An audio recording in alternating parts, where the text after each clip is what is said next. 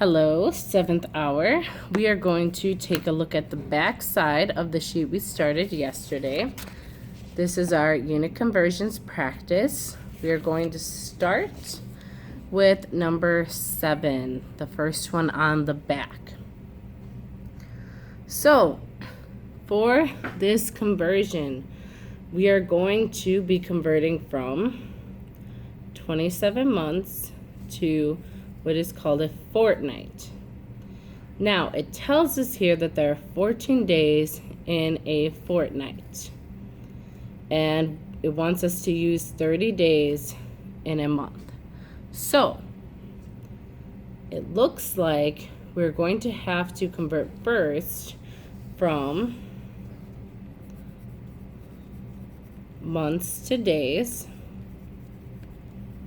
and then days to fortnight. When the problems get long like this, I like to make myself a reminder on the side just so that I know what I'm converting. So let's begin. It says right away that we have 27 months. Just going to use M for months. Draw my line, my railroad tracks, months on the bottom. It wants us to use 30 days, D for days, in 1 month. Take out my handy dandy calculator. 27 times 30, because we multiply the top and then we divide our bottom, gives me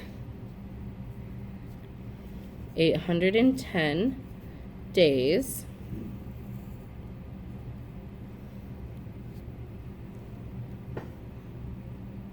We want to make sure our days are on the bottom, because just like our months canceled out, our days we want to cancel out. Since days are here, we're going to put our F for fortnight in our empty box. It says there are 14 days in 1 fortnight. So 14 days in 1 fortnight.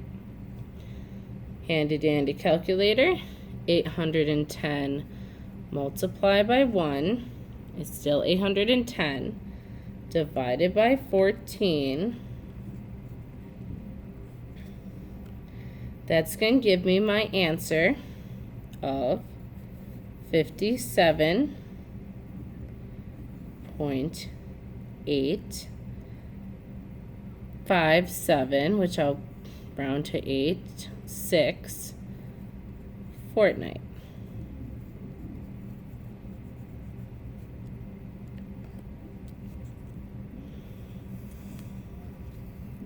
This was our 2-step conversion. So this one was a little bit trickier than the ones on the front. Let's move on to number 8. It says convert 0.09 miles to inches. It tells us there are 36 inches in a yard and 1,760 yards in a mile. So this is also a 2-step conversion problem. We first start with our miles. Yes, it is important to put the 0 in front of the decimal point so that we know that there's a decimal point there. I'm going to make my cheat sheet on the side so I know what I'm converting to and from. We're going to start with our miles. Going miles to, looks like we need to go to yards first, and then from yards to inches. A little cheat sheet. So 0.09 miles, railroad track, miles on the bottom. Going from miles to yards first tells us that there are 1,760 yards in 1 mile. Handy dandy calculator. 0.09 multiplied 1,760.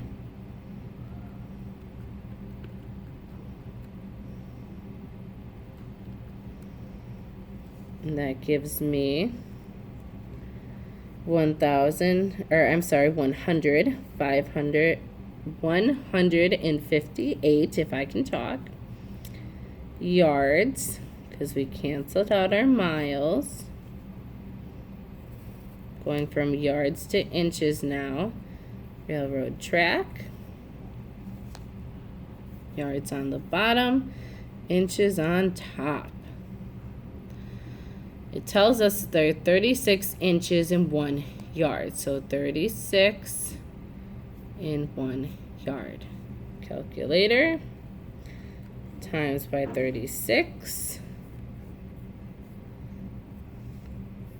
We would divide by that bottom number. In this case, it's not really necessary.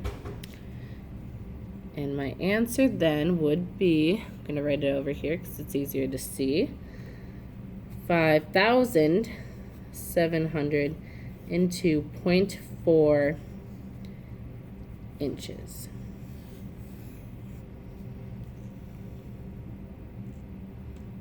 All right, let's move on to number 9.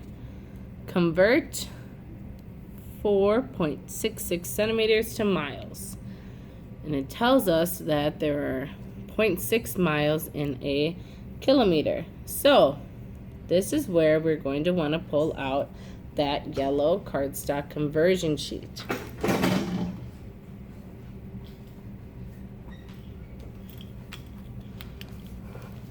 All right, first we need to go from centimeters to kilometers, then from kilometers to miles. I highly recommend using my little cheat sheet method over here, especially when we get to more complex problems like 3 or 4 step stoichiometry problems. I start out with 4.66 centimeters. Road tracks, centimeters on the bottom. And it looks like there are 100 centimeters in 1 meter. So we could go from centimeters to meters first, but I think I'm just going to skip right from centimeters to kilometers. In this case, we may not want to start with the railroad track just because we already know how to use our handy dandy conversion sheet to do this. I need to go over, I'll show you guys the sheet. Yep. 1, 2, 3, 4, 5 boxes. So I'm going to take my number of centimeters and I will divide by 10 5 times.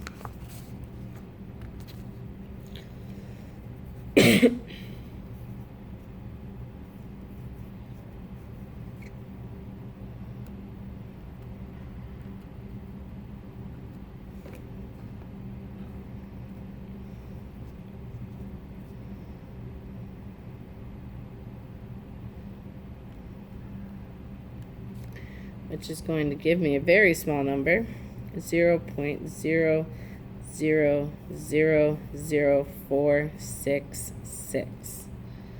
That would be kilometers. All right, so now we're going to start with our kilometers. 2, 3, 4.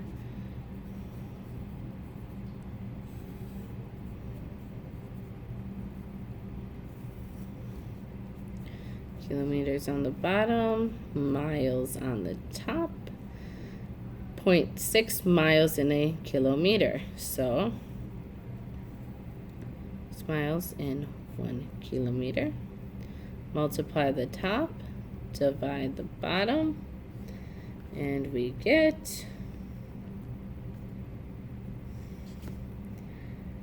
0.1234 zeros. 2, 7, and that would be miles. Very small number. Number 10, almost done. Convert 556 degrees Celsius to Kelvins. This is where Google becomes my best friend, because on Google, since it doesn't tell us here, it says that 1 degree Celsius equals 274.15 degrees Kelvin. And yes, Kelvin is a capital K. It is another form of measuring temperature. Not used very often, but it is still used. So, since only one step problem, not too hard. 556 degrees Celsius, railroad tracks. Kelvin's on the top so we can cancel out the degrees Celsius. And 1 degree Celsius, there's 274.15 degrees Kelvin. Calculator. 556 times 274.15 equals 15, goodness, big number, 152,427.4 degrees Kelvin. It's pretty high.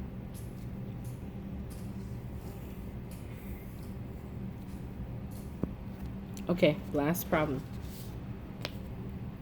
We have to convert 25 degrees Kelvin to Celsius. So we're kind of doing the opposite here, which tells me we're probably going to get a smaller number. So 25 degrees Kelvin, railroad tracks, Kelvin on the bottom so that we can cancel it out. Degrees Celsius on the top. We already have our conversion from the last problem. It tells us 1 degree Celsius is 274.15 degrees Kelvin. Multiply the top two, divide your answer. That is 25 divided by 274.15, which is going to equal 0.09. I'm going to round to the second point past the decimal, degrees Celsius.